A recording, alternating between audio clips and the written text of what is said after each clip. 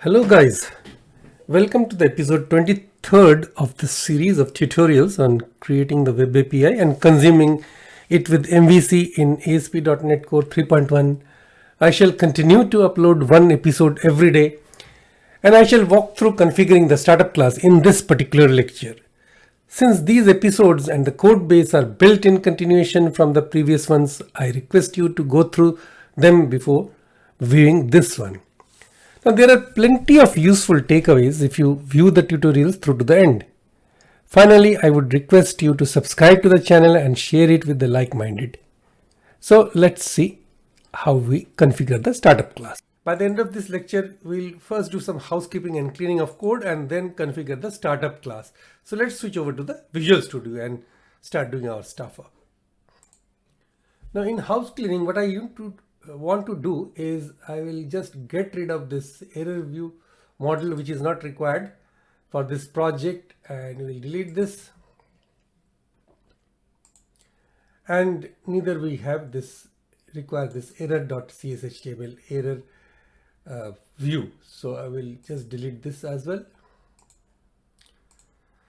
So after having deleted this, as I have told you in one of the lectures, that we'll get rid of some of these using statements, some of these libraries which are no more used. So first we'll go to the customer class. We'll see there for the housekeeping, everything is fine. There is no using statement used at all, and it is still building, it's working all right. And then I will go for this index.cshtml. This is the view file, so it's not using any razor, any using statement.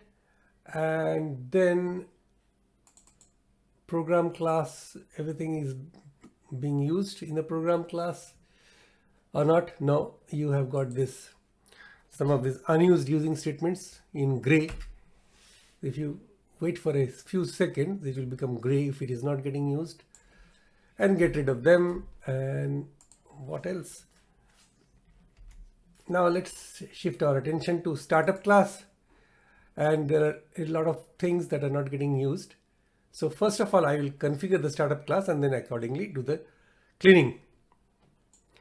I will not be requiring this public constructor with iConfiguration object injected to it as a dependency injection. So we'll get rid of this entire section. And this part is configure services.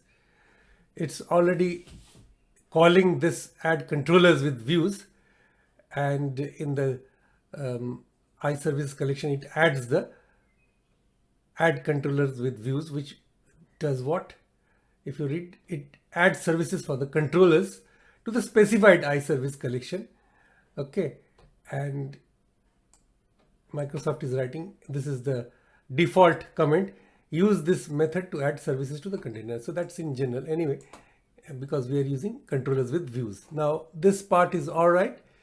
If the environment is development environment, app.use developer exception page, you use the developer exception page. Else, now I've got rid of this error view, so I will just get rid of this part as well, and this is okay. App.use static files all right, and I will use this middleware as well, app.use routing, and I don't have any authorization configured, so this is having no authentication or authorization. So I will get rid of this part. And app.use endpoints. So this is with default, the pattern is the controller, the default controller will be mapped. And in this case, it is the home controller. Whenever you start the application, it comes up with the home controller and the index action method with ID optional. Okay, so if you go to the home controller again, so this is the home controller and index method, and it will return the view with or without the, so it is not requiring the ID. So this ID parameter is an optional parameter. So now let's build this application with the Control Shift and B combination, Control Shift and B, to see if everything is all right. It's still building after this housekeeping. And as you can see, the build is succeeded. It is objecting here, type or namespace error view model could not be found. So okay, so I will also get rid of this action method error, it's not required, and rebuild again, Control Shift B again, and the application build is succeeded, so we are fine. So in this lecture we saw how we could do some housekeeping, do some indenting and remove the unused using statements, and also we configured the startup class to actually take up our controllers with views, and we removed some of the unnecessary middlewares in the configure method.